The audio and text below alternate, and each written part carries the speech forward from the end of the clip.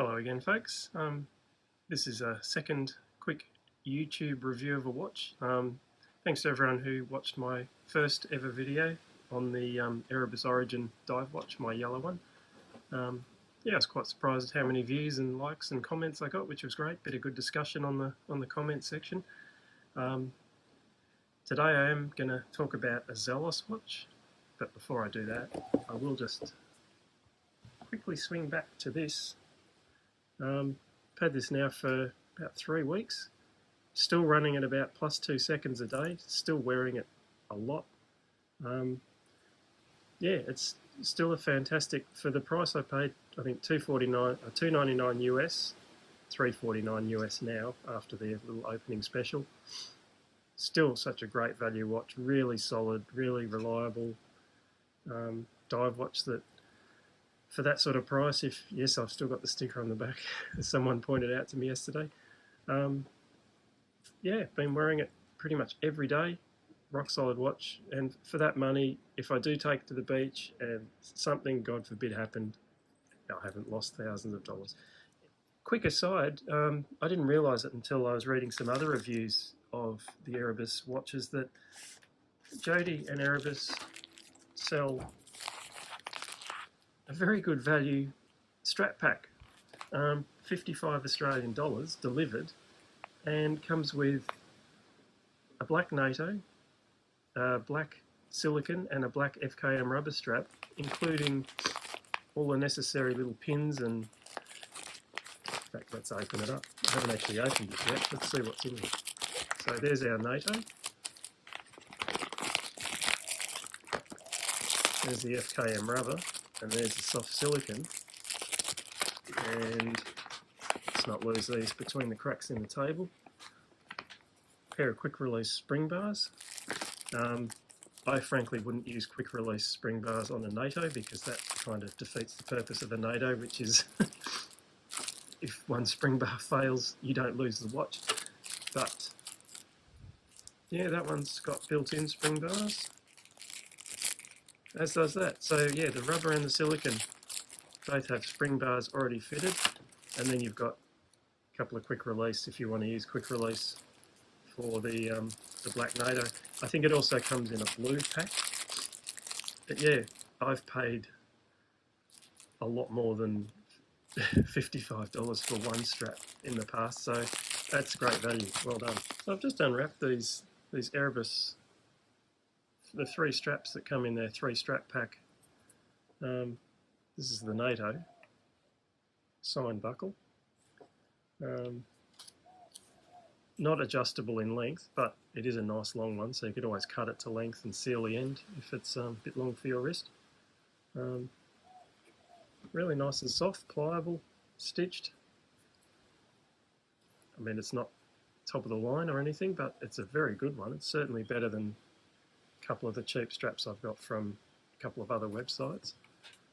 Then we've got an FKM rubber, again, signed buckle, included quick release spring bars with a single pin. Again, nice and soft, doesn't feel tacky. See how it goes after a summer or two, but yeah, really nice. And a very soft silicone, really nice pliable silicone strap here. Again, quick release bars included. Erebus logo on the buckle. Yeah, this would be really good for if you're taking this Erebus diving. This would be a perfect strap, nice soft rubber. Sorry, silicone. And the best thing is, these are all 20mm.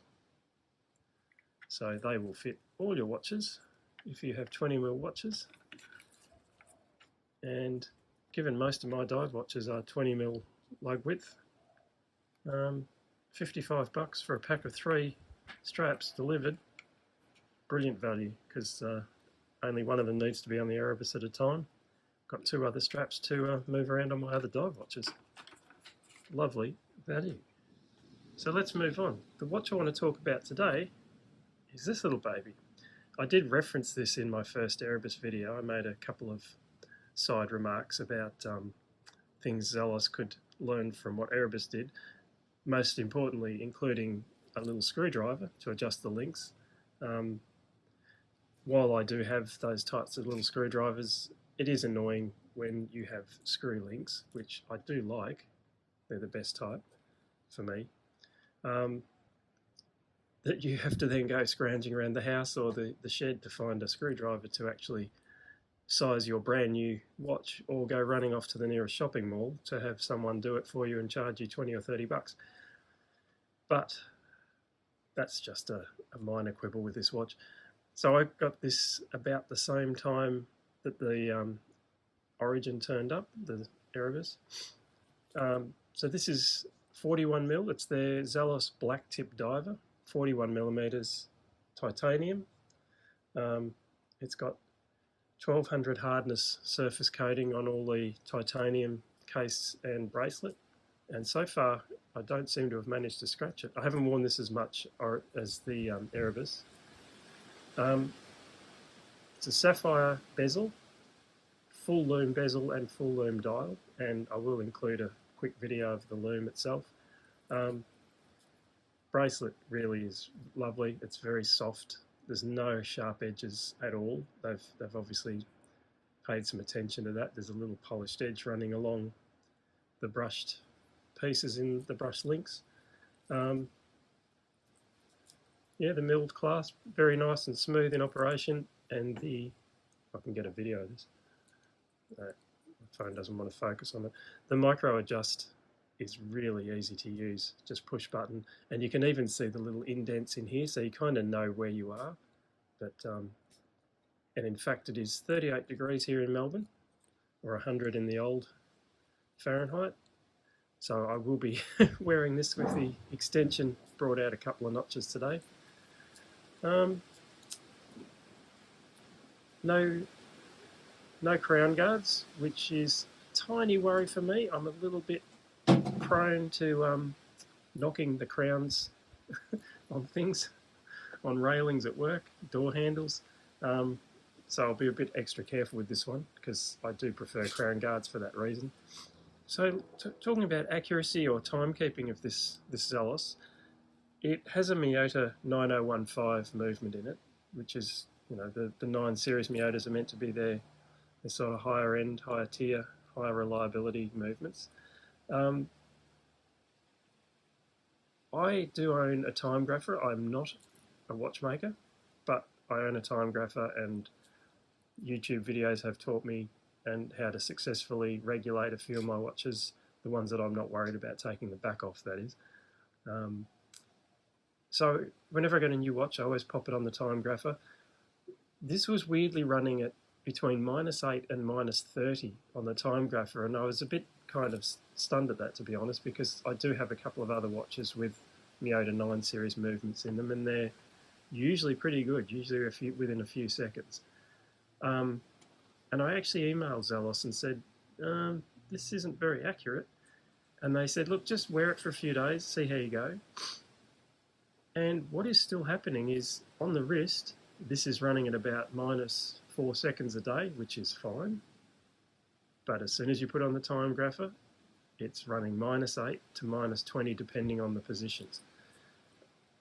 I even emailed them back and said, is it possible there's something to do with the way the titanium case kind of tricks the time grapher? But I don't know. I've never had a watch do this before. Most watches, I know there's a difference between on the wrist versus time graphing, but I've never had one that's so far out. This is, like I said, on the time grapher you would go, oh, that's awful. Because -20, -30 seconds a day to me is enough to be really disappointed. I don't want to have a watch that's 2 or 3 minutes slow every week. But yeah, on the wrist, this thing is within cost, which is bizarre, but anyway. Now, this is kind of a moan, kind of a pat on the back. I'm not sure which way to go with this. The case that the watch came in was this. Now, again, it's not leather, but this was not what I expected from a micro brand. It's a 3-watch branded carry case. The quality of it's good. It's not brilliant. These are quite hard, the holders, but I can get one out. There's my spare links. Yeah, it's quite a good little storage case. I like the idea of getting a case like this, but I also know that the money that's been put into this does potentially take away from the watch. I don't know what one of these would cost to manufacture for Zelos, but I know if I went to buy one of these, even in this sort of PVC or whatever it is, it's not real leather. If I went to buy one of these in a shop, I'm probably paying 50, 60, 70 Australian dollars for something like this retail. So who knows, maybe that's 20 bucks a piece, I don't know, I'm guessing. But when you're paying $4.99 US for a watch and they're including something like this, I do have to wonder how much is this taken away from the watch itself. But look, it was a nice inclusion. I do use it. I actually put a couple of my more valuable watches in this and pop them away so that they're not, you know, out in the open. Yeah, so there's that case. It is nice, bit of a bonus if you can use it, but I know a lot of people don't use these. They have a case or they have a drawer, so I don't know, maybe this should be an optional extra. You can pay an extra 25 bucks or something and get this if you want, or save the money on the watch.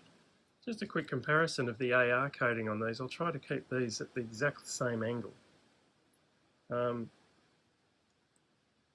don't know if it's a factor of the white dial, but the Erebus actually seems to have better anti-reflective coating than the Zelos.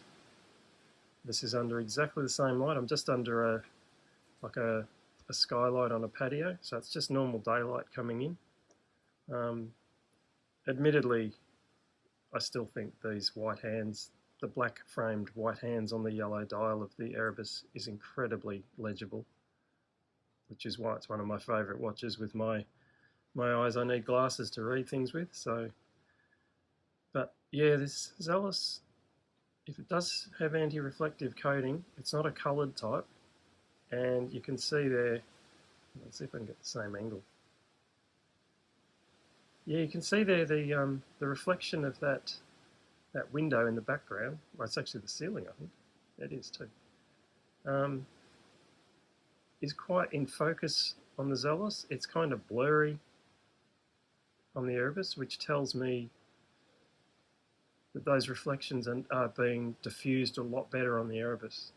So yeah, even under just normal casual daylight, the Erebus does have slightly better anti-reflective coating, which is nice. But the Zelos isn't too bad. It's still very legible. I mean, black hands, virtually black hands, or dark grey hands on a white background is up there with legibility, but you can see those reflections are quite distinct. Yeah, nice. So this is the Zelos Blacktip 41mm Titanium Diver. It is sapphire bezel, sapphire crystal, pretty much a flat crystal by the look of it. Full titanium case and bracelet. It's light, but it's not stupid light. I've picked up a couple of Grand Seikos that felt like toys, and I know you shouldn't judge a watch by its weight, but it just felt weird. Lovely polished black tip shark on the back. Excuse the sniffles, they have hay fever. No crown guards, but it is a signed crown, and this crown is loomed, as is the bezel and dial, full white loom dial. I didn't even know they did this. I actually went to the Zelos website looking at some of their other nicely coloured dials and went, ooh, full loom dial. I've always wanted one. Never really gelled with any of the Citizen ones, and saw this and went, lovely. The indices do have a little bit of patterning on them, like little cathedral sort of window markings. The indices are not loomed, but because the bezel and the full dial is loomed, all the indices stand out. Overall, loving this watch. Not wearing it as quite as much as the Erebus. But I think this would make a great travel watch with the full lume dial, something you pop on the bedside table in a hotel and need to see the time in the middle of the night. You'll be able to find the watch, see the time, no dramas.